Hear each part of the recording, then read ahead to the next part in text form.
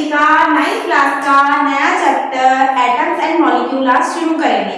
अब क्या होता है, सबसे पहले तो हमें एटम और मॉलिक्यूल वाले चैप्टर में यही पता होना चाहिए कि ये जो एटम है ये है क्या और ये कहाँ से आया, और उसके बाद ये एटम को ही जो केमिकल साइंस है इसमें इतना ज्यादा एटम मॉलिक्यूल्स के बारे में इतना ज्यादा क्यों पढ़ा जाता है केमिस्ट्री में, ऐसा है क्या एटम और मॉलिक्यूल में, इन सब के बारे में पढ़ना है। अब ये बहुत, अगर हम इसकी हिस्ट्री के बारे में जाने, जो फिलोसोफर थे उन्होंने बताया था एटम के परमाणु के बारे में। इंडिया के जो फिलोसोफर थे उन्होंने परमाणु के बारे में बताया कि कोई परमाणु होता है नाम, ऐसे कोई बहुत छोटी सी ऐसी चीज होती है जिससे हम और ये पूरा नेचर मैटर वगैरह बना है वो। अब नए नए साइंटिस्ट आए, धीरे धीरे केमिकल साइंस को एक नया रूप मिला।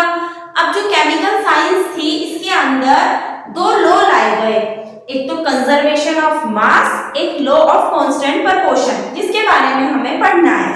केमिस्ट्री में जो स्टार्टिंग हुई, एक तो हमारा जो कंजर्वेशन ऑफ मास था इसको लाया गया, और एक लॉ ऑफ कांस्टेंट प्रोपोर्शन, जो कांस्टेंट प्रोपोर्शन का लॉ होता है, इन दोनों लॉ को लाया गया।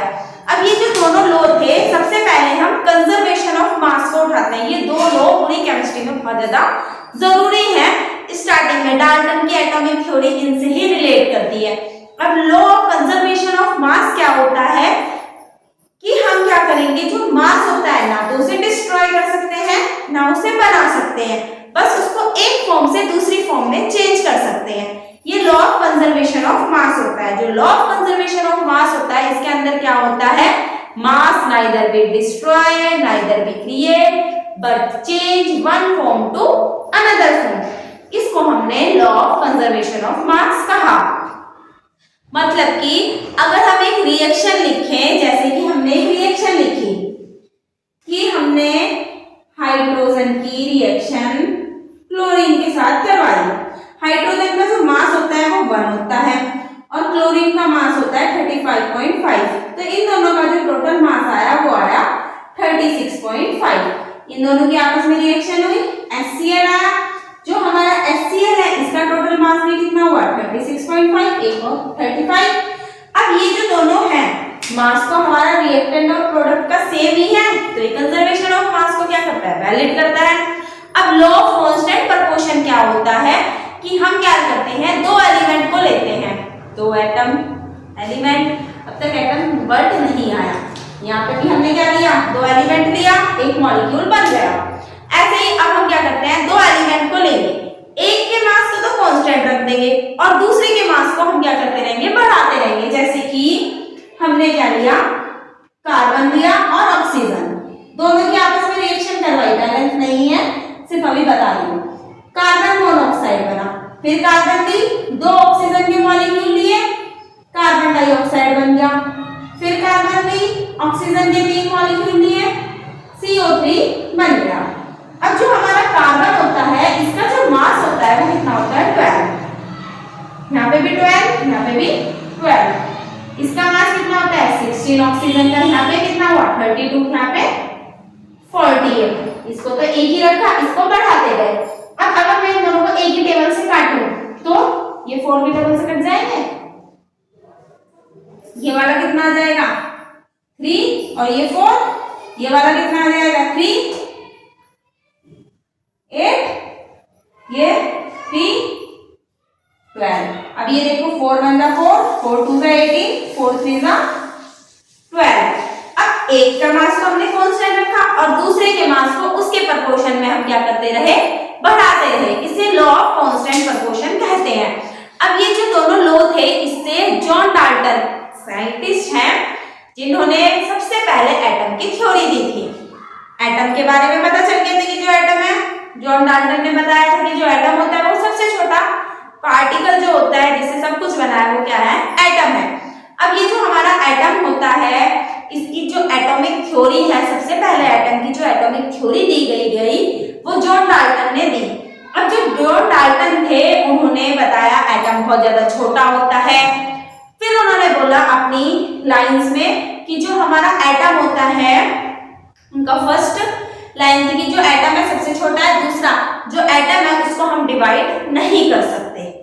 तीसरा उन्होंने बोला कि जो एटम होते हैं, हर एटम के पास जो एटॉमिक नंबर होता है उसकी और मास की अपनी स्पेशल प्रॉपर्टी होती है, वो चेंज नहीं होती। हर किसी का जो एटॉमिक नंबर और मास होता है वो सेम होता है, मतलब कि एक एटम का एटॉमिक मास दूसरे एटम के एटॉमिक मास से बिल्कुल भी सेम नहीं हो सकता, उसकी प्रॉपर्टी अलग होगी, ऐसा उन्होंने कहा अपनी थ्योरी के अकॉर्डिंग। पर अगर कोई किसी ने थ्योरी दी तो देने के बाद उनकी जो थ्योरी थी वो अभी मैं बोर्ड पे लिख के बताऊंगी। उसके बाद हर थ्योरी के क्या आते हैं, ड्रॉबैक आते हैं। इसी तरह डाल्टन की थ्योरी के भी ड्रॉबैक आए।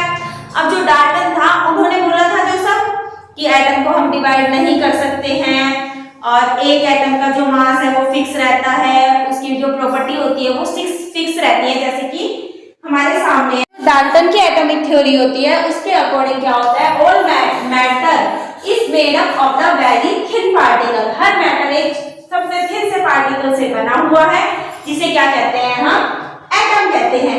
विच participate in the chemical reaction, जो केमिकल रिएक्शन में क्या करता है, पार्टिसिपेट करता है। बिल्कुल सही लाइन थी ये कि सबसे छोटी चीज क्या है जिससे सब कुछ बना है, मैटर वगैरह, वो एटम है जो केमिकल रिएक्शन में पार्टिसिपेट करता है। अब जो हमारी नेक्स्ट लाइन है इसमें क्या है, एटम आर इनडिवाइडेबल, कि एटम को हम डिवाइड नहीं कर सकते। And which can not be create and destroy in reaction, जो एटम है उसको हम डिवाइड नहीं कर सकते। थर्ड पॉइंट है कि जो एटम है in a given element goes with identical mass and chemical property. Atom of given element are identical in mass and chemical property. Next, atom of different element have different mass and chemical property. अगर अलग अलग element है तो उनका जो मास होगा वो अलग होगा और उनकी जो केमिकल प्रॉपर्टीज होंगी वो भी क्या होंगी, अलग होंगी। नेक्स्ट क्या है, जब हम एटम को आपस में कंबाइन करते हैं तो जो उनका रेशियो होता है वो स्मॉलेस्ट होल नंबर रेशियो होता है, जो भी हमारा कंपाउंड है उसका। उसके बाद जो रिलेटिव नंबर होते हैं और काइंड होते हैं एटम के, कांस्टेंट होते हैं गिवन कंपाउंड में। डाल्टन की एटॉमिक थ्योरी जब डाल्टन ने इसकी डिस्कवरी करी थी तब तक बहुत सही थी, उसके बाद बहुत साल तक इस थ्योरी के अकॉर्डिंग ही ये मेन एटॉमिक थ्योरी मानी गई। पर बहुत सारे जब साइंटिस्ट हैं वो और भी रिसर्च कर रहे थे, तो सब जब अलग अलग रिसर्च कर रहे थे तो उन रिसर्च के बाद पता चला कि साइंटिस्टों ने बताया कि डाल्टन ने तो बहुत सारी बातें अपनी थ्योरी में गलत लिखी हैं। उन्होंने डाल्टन वगैरह सब ऐसी कौन सी बात है जो गलत लिखी गई है।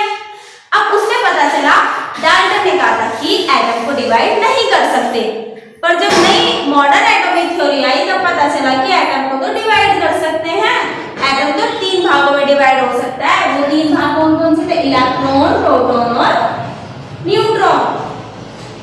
थ्योरी फिर एक तो ये पॉइंट। दूसरा, डाल्टन ने बोला फिर कि जो गिवन एलिमेंट होता है आइडेंटिकल मास होता है, कोई सा भी एलिमेंट है उसका आइडेंटिकल मास होगा। बाद में पता चला कि 2 या 2 से ज्यादा एलिमेंट के भी एक जैसे मास हो सकते हैं। फिर क्या कर सकते हैं, different element have a different mass, अलग अलग एलिमेंट का अलग अलग मास होगा। बाद में पता चला कि 2 एलिमेंट का मास एक जैसा आ रहा है। फिर अब इतनी सारी चीजें जब फेल हो गई तो थ्योरी तो फेल होनी थी, पर डाल्टन की थ्योरी पढ़ी जाती है। अब पहली तो चीज पता चल गया, पहला ड्रॉबैक उन्होंने बोला था कि एटम को डिवाइड नहीं कर सकते, पर एटम को डिवाइड किया गया इलेक्ट्रॉन, प्रोटॉन और न्यूट्रॉन में। वो क्या होते हैं, किस तरीके से वर्क करते हैं, इलेक्ट्रॉन क्या है, कैसा चार्ज है, कहां से आया, कैसे आया, क्यों आया, वो सब हम अपनी नेक्स्ट क्लास में पढ़ेंगे। आज हम डाल्टन और डाल्टन के ड्रॉबैक पढ़ेंगे उनकी थ्योरी के। दूसरा क्या था, उन्होंने बोला था कि सबका आइडेंटिकल एटॉमिक नंबर और मास होगा, पर हमने देखा कि जो कार्बन होता है, कार्बन का एटॉमिक नंबर, सॉरी हाइड्रोजन होता है, हाइड्रोजन का एटॉमिक नंबर कितना होता है, 1। हाइड्रोजन के 3 आइसोटोप होते हैं, 1 2 3, जिनका मास 1 2 3 होता है, हाइड्रोनियम, प्रोटोनियम, टाइटेनियम। अब इसके बाद कार्बन के भी 3 आइसोटोप होते हैं, कार्बन का एटॉमिक नंबर 6, कार्बन 12 नॉर्मल देखा है, 13 और 14। और ये जो हमारा कार्बन 14 होता है ये जो फॉसिल वगैरह है उसकी एज को डिटरमाइन करने में यूज किया जाता है कि कौन सा फॉसिल जब हमें मिलते हैं, जब हम जमीन को खोदते हैं, खुदाई वगैरह में मिलते हैं, तो कौन सा फॉसिल, जो भी पुराने फॉसिल है जो अर्थ के अंदर, धरती के अंदर हमारे दब गए हैं, उनको निकाला जाता है, तो उनकी एज को डिटरमाइन करता है कि कौन सा कितने साल पुराना होगा, तो उसमें यूज होता है। जिनका एटॉमिक नंबर सेम पर मास क्या होता है, डिफरेंट होता है, उन्हें आइसोटोप बोलते हैं, जो डाल्टन की थ्योरी का एक ड्रॉबैक साबित हुआ। ये क्या होते हैं हमारे आइसोटोप। आइसोटोप का मतलब एटॉमिक नंबर सेम और mass difference. Atomic number same but mass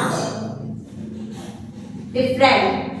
third drawback क्या था कि जब हम दो अलग अलग एलिमेंट को लेंगे तो उनका मास सेम आएगा, जैसे कि आर्गन और कैल्शियम।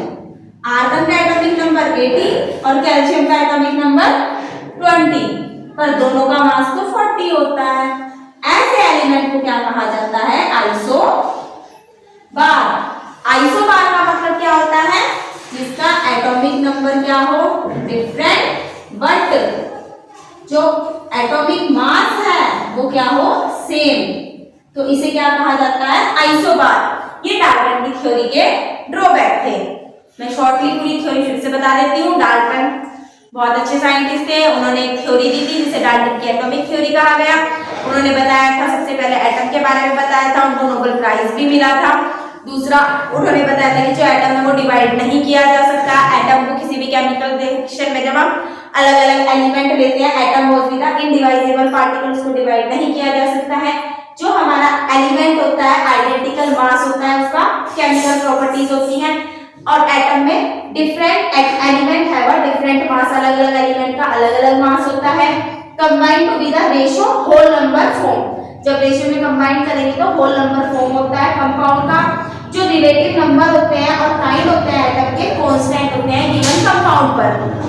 डाल्टन के ड्रॉबैक थे, उन्होंने बोला था डिवाइड नहीं हो सकता, पर फिर से डिवाइड हुआ था 3 चीज में, इलेक्ट्रॉन, प्रोटॉन और न्यूट्रॉन। आइसोटोप, आइसोबार के बारे में